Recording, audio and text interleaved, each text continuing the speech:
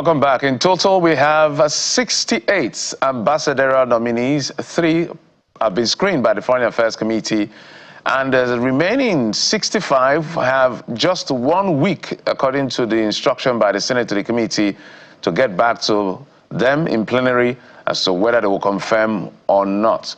And new names have emerged. The first list had the highlights of Mahmoud Yakubu, former INEC chair, Femi Fani-Kayode, Reno Mokri, former governors of Enugu and Abia State, and several other persons. But the new list, or additional names that have been added to the list, now includes Abdurrahman Dambazo, former Minister of Interior and former Army boss. Of course, we also have Naval boss and immediate past Administrator of River State, Ibokete Ibas.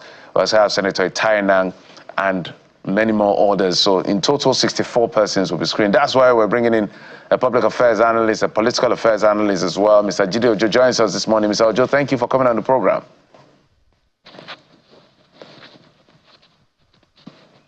Mr. Ojo, if you can unmute your device so we can hear you, sir. It's already unmuted. All right, fantastic. We can hear you loud and clear. Yes, more names, more comments or commentaries, if you will, as far as those names are concerned. What do you make of it? Let's begin with the generic overview. Well, my point about the ambassadorial list is, one, it's not been coming. It has taken the president 2 years to put this together. I don't think that is that looks good on the president. Secondly, is I think people who have issues with corruption allegation and currently under prosecution should not have made that list. This is my own personal opinion. Given the fact that they are going to be representing the country outside, it speaks volume when someone who is your ambassador is answering criminal allegations, is wanted corruption, or is having to deal with issue of corruption allegation and all of that. But it is what it is. It's compensation. I guess it's just to give compensation to those who have worked for the president, including those who did anti-party in their respective party. Because people have said, oh, this is a unification list. At least we have people from the opposition political party, just like we had with the ministerial nomination. We have people like Uwazurike and Bayo Adelabo, the Minister of Power, who was at that time in our court party, was appointed as minister. You also recall that Dame Bianca Ojukwu is still a member of the All Progressive Grand Alliance and is a minister of the Federal Republic under APC. So people have also said this ambassadorial list, particularly the non-career ambassadorial list, is made up of people from different political parties. But if you have to do anti-party to get this kind of recognition, I don't think it's helping to build our democratic institutions. Yesterday night, I saw on the social media that the ambassador nominee from Yobe State, one senator, is dead. He died in June, and his name still made it to the list. I don't know if that is confirmed, but that brings us back to the era where people are nominated without due process to know whether they are still alive or not.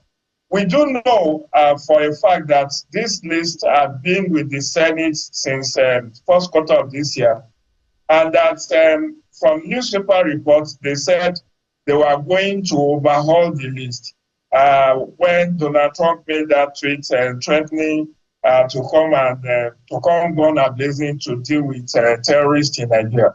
And I thought that those who are in charge of preparation of the list should have ensured that whether career or non-career ambassadors are people who are alive, and that nothing has changed from the initial position. Because I do know from first quarter of this year that Reno Mokri and Femi Fani-Kayode had been speculated to be on that initial list. That was as far back as March this year. So nothing really surprising, but it is what it is. Let's hope for the best that the Senate will do due diligence and reject any nomination that is either controversial or will not be in the best interest of Nigeria.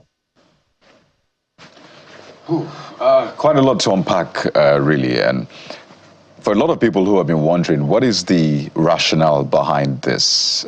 What is the president trying to achieve? What would you say it looks like for you? By the way, I see you were referring to the nominee from Yobe State, Adamu Garba Talba Nagri.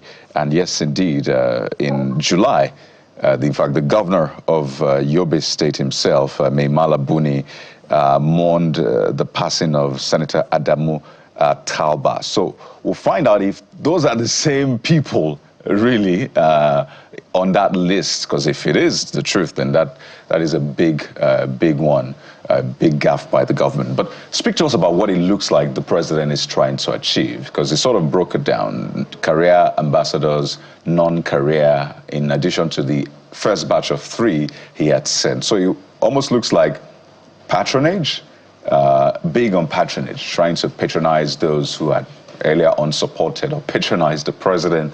Then he gives some room for professionalism. But the optics of it, what does it look like for you?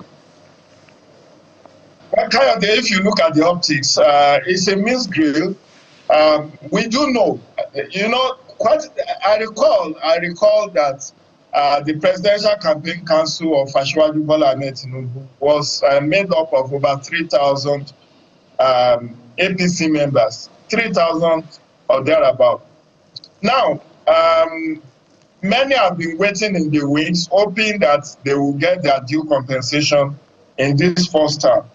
And I recall that there was an agitation some months back, some people crying out in the media that we work for you, you have not given us anything for the good job we did in enthroning you as president.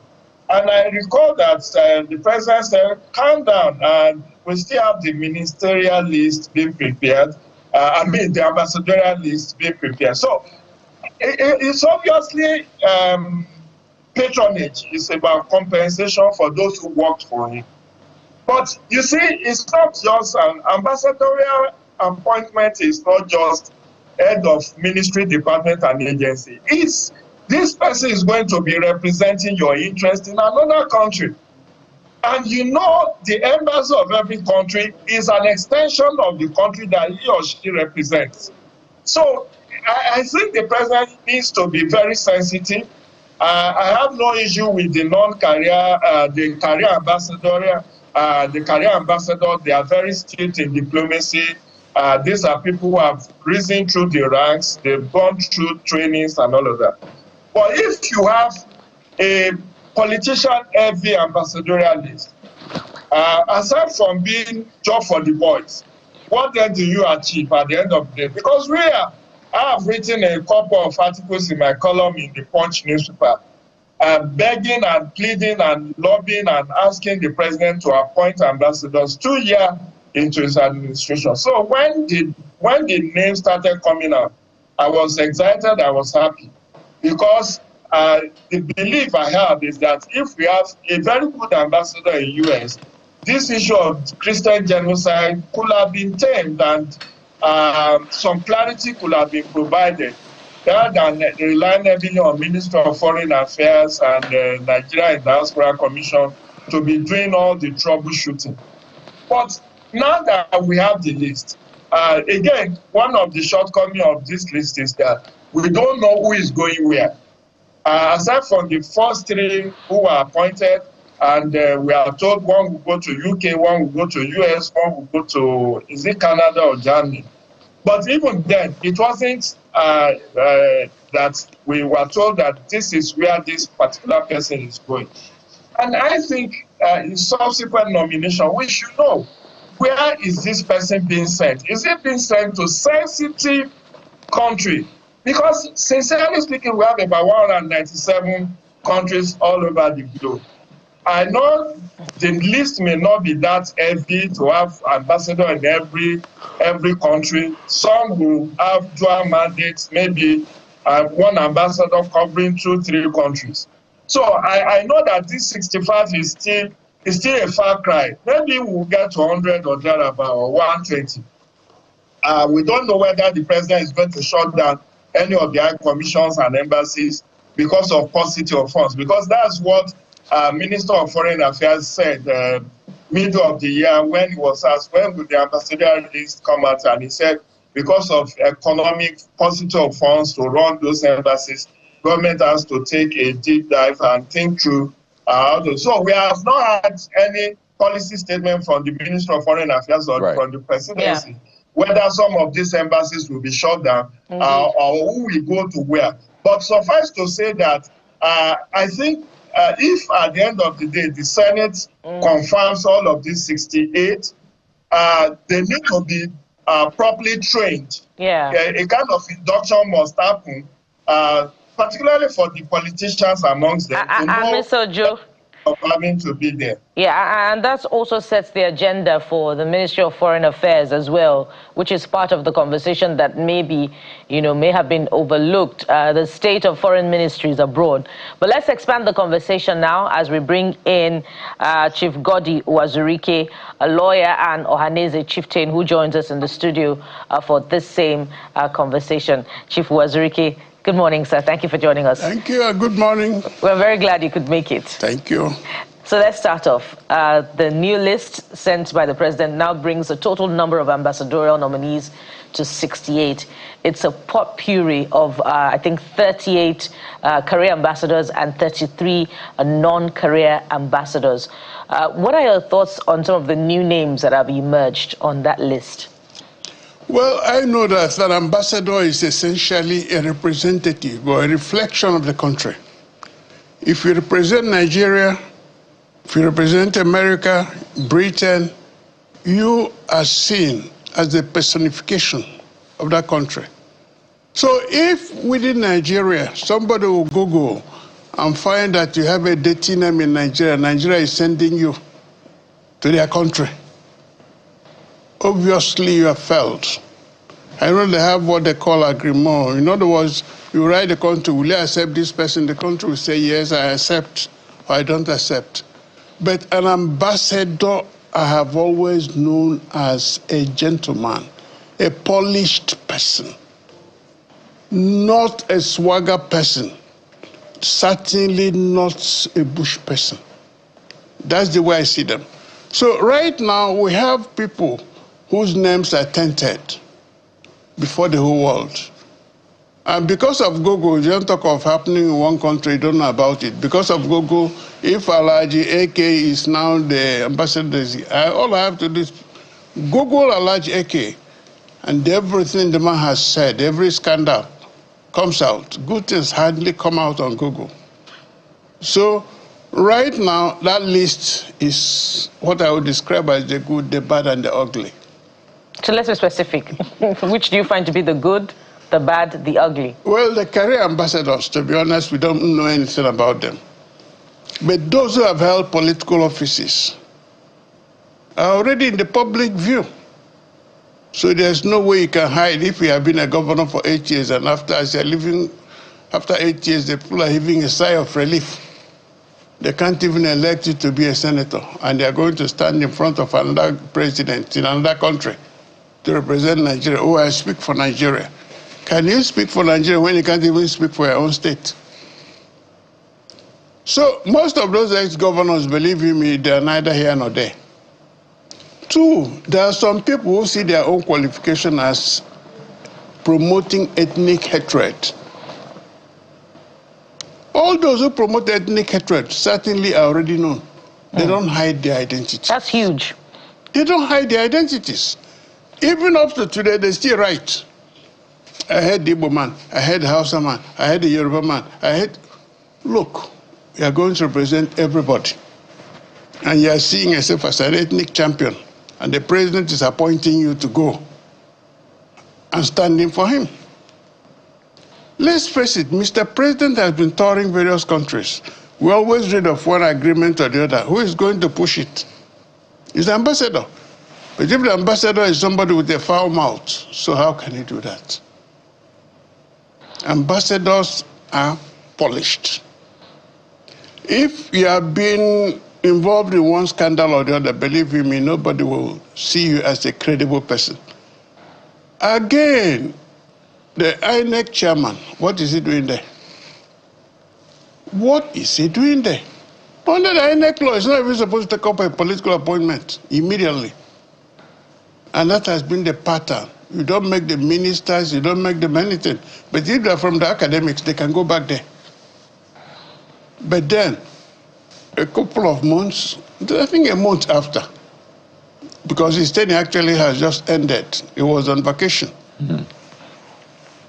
Suddenly he is now back in the realm of politics. It makes no sense. I think a lot of people even drew similarities, a comparison with what happened with Jega.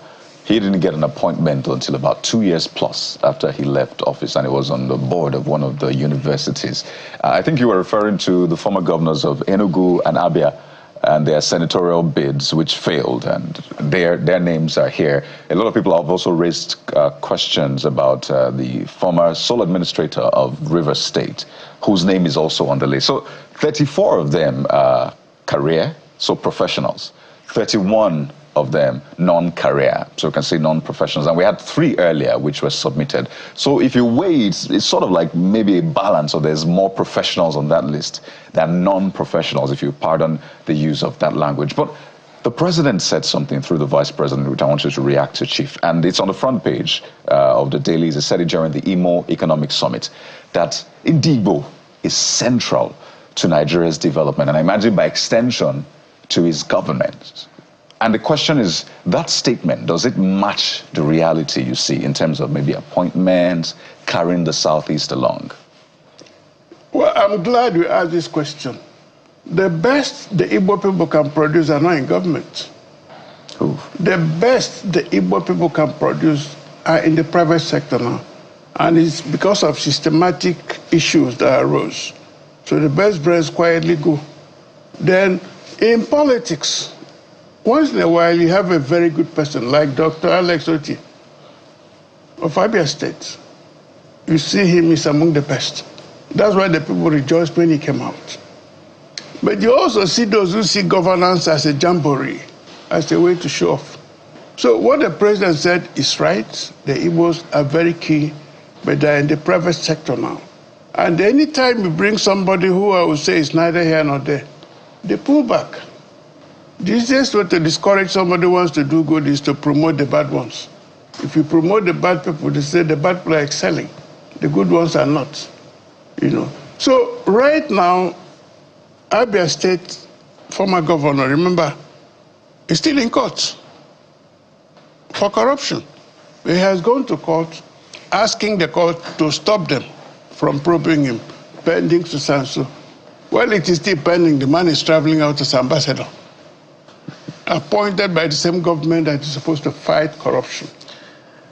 All right, Chief, let's take it to Mr. Ojo. Mr. Ojo, the Chief here has literally said what he has to say, no holds barred, literally mentioning names of quality and character of the persons that have been nominated, bringing to the fore the fact that one even has a pending court case, but is still nominated as an ambassador.